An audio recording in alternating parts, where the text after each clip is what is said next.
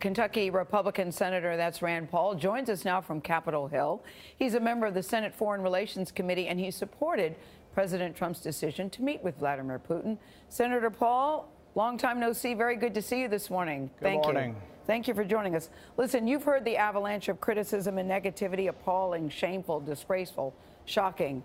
It's coming from all sides, and I'm wondering, you're here this morning, you're doing a cleanup on aisle 3? Well, I think we ought to take a step back and look at the bigger picture and decide whether or not we want to have conversations with even our adversaries. During the height of the Cold War, during the Cuban Missile Crisis, Kennedy had a direct line to Khrushchev, and I think the world is safer and a much better place because we had that line of communication. We had ambassadors. Let me finish my question. If you're going to ask questions, let me finish. All right. It was also, I think, a good idea that we've continued to have ambassadors and diplomatic relations with Russia, even though they are our adversaries. Senator Paul, I don't think anybody would object to trying to have a good relationship with Russia. I think the problem is that he seemed to throw the American intelligence community under the bus while doing that. Is there a part of you that wishes? Is there a part of you that wishes? I think that's incorrect. I think what you just said, that no one would object to him meeting with Putin. Every Democrat on Capitol Hill objected to him meeting with Putin. Every neoconservative and warmonger on the right also objected to it. So yes, the vast majority of the foreign policy community, the bipartisan consensus, said you shouldn't meet with Putin. They also said he shouldn't meet with Kim. And this is an extraordinary thing about President Trump that should be lauded and not belittled, is that he is willing to meet with adversaries to try to prevent us from having World War III. Senator, you talked about the Cold War history, and one of the things that was distinct about both President Kennedy, you mentioned, and President Reagan was that they did two things. They both met with America's adversaries, and they were quite clear about America's moral view about the repression of both the Soviet Union and then subsequent to that, Russia now, which most people think is led by basically a dictator. What the president didn't do and is getting criticized for is he did not make that moral case. He basically said in the relationship between the two, both sides are at fault. That's the distinction here, not the whether to have the meeting. So what about that moral piece? But I don't think you're being fair to the president. So when President Reagan met with Gorbachev, do you think he listed the litany of Soviet abuses from Stalin on in a one-to-one meeting?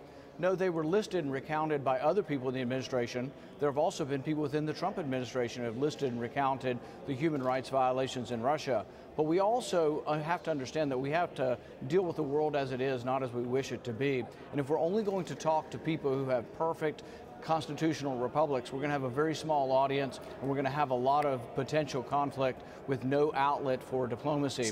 So no, I think the president did a good thing by meeting with Putin, and I think it's a mistake for people to try to turn this into a partisan escapade. Senator, President Reagan called the Soviet Union the evil empire.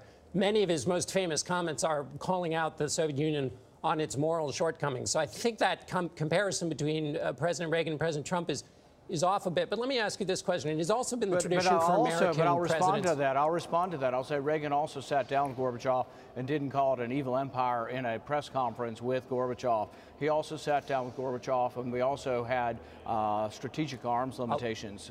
He actually did, while the rhetoric was strong, you actually might compare that to Trump's rhetoric with North Korea. It's been very strong, but he's been willing to sit down with him.